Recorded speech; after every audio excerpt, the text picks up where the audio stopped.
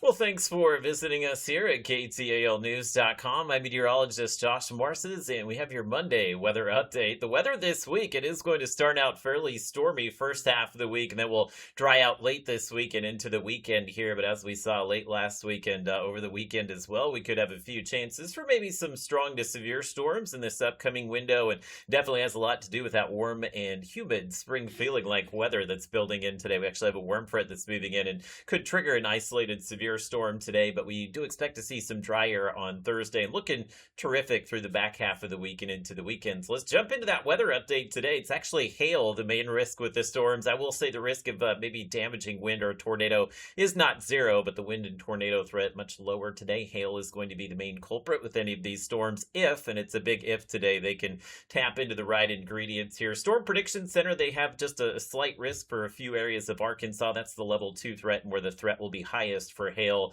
I would say mid-morning through early afternoon today, and then areas like Texarkana, Shreveport, down to Natchitoches. Can't rule out an isolated severe storm there, or East Texas and Oklahoma, and I would say it would mainly be hail in the other locations as well, but I think the storms today will be just kind of few and far between. So what's happening today, we have this warm front that's beginning to lift to the north here. You can see the beginning of the thunderstorms there in southeast Oklahoma, and those storms will quickly race to the east and northeast today. There's a lot of moisture coming in behind the front, which is why the air mass is going to feel pretty heavy and humid again today, and may result in some fog south of I-20 this morning. But that little disturbance here along the front is what's going to trigger some of those isolated storms today. And there's a look at some of the fog, just seeing the visibility drop south of I-20. Areas like Manny, Natchitoches, Mansfield Center will likely see some fog through the morning commute here. Pretty warm day. We'll start out in the 60s and then eventually wind up in the mid to upper 70s this afternoon. And if you see enough sun, we'll likely see some rays of sunshine break through as well. We'll maybe wind up close to 80 degrees or so in Natchitoches this afternoon. So let me give you a look at your Robinson Futurecast. It keeps the lid on things through the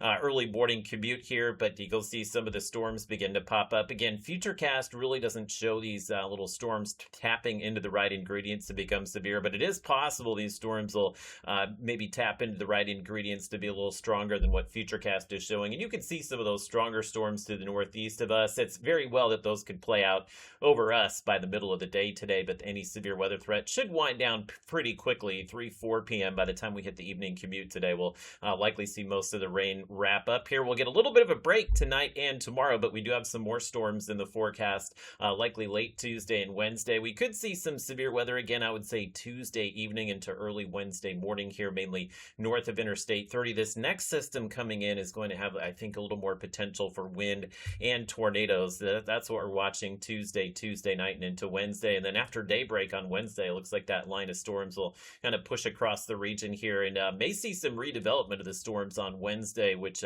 concerning given the wind shear values are pretty high for us as the ingredients for severe storms. So again, can't rule out some severe weather. I would say isolated today and Tuesday, but I would say more widespread potential to see severe weather on Wednesday. So we'll be keeping an eye on that and keeping you up to date with the upcoming forecast here, how this will all play out. Some more needed rain. Of course, we saw a lot of that last week, but we'll see another inch or two of rain on top of that. So we're definitely putting a dent into those drought conditions here. And we will dry out for the back half of the week. So once we get to Thursday, it looks like things will quiet down for maybe the next week or two here. So our early spring severe weather season just kind of continues through Wednesday, and then it will be back to some pretty comfortable weather. Thursday, a little cooler in the 60s, but we're right back into the 70s and low 80s for the upcoming weekend.